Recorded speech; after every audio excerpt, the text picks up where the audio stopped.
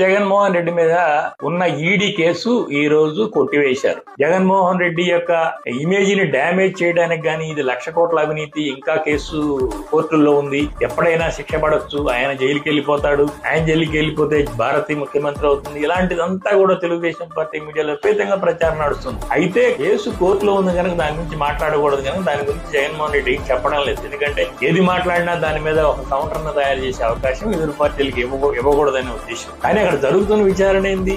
Discharge petition మీద విచారణ జరుగుతుంది. ఈ కేసు మొత్తం కొట్టివేయండి, ఎందుకంటే పారిశ్రామికవేత్తలు తాము అవినీతికి పాల్పడలేదని అఫిడవిట్ దాఖలు చేశారు. ఈ ఆఫీసర్లు ఎవరు తప్పు నిర్ణయాలు తీసుకోలేదని ప్రభుత్వమే అఫిడవిట్ దాఖలు చేసింది కనుక ఈ కేసుకు విచారణకు అర్హత లేదు అని ఆయన పిటిషన్ వేశారు. ఆ పిటిషన్ అలా నడుస్తున్నప్పుడు ఆయన నేరుగా కోర్టు కూడా హాజరు కావాల్సిన పని లేదు. ఎందుకంటే ప్రభుత్వం తరఫున ఆ లాయర్లు, జగన్మోహన్ రెడ్డి తరఫున లాయర్లు కేవలం దీనికి విచారణ అర్హత ఉందా లేదా అని వీళ్ళు వాదిస్తుంటారు.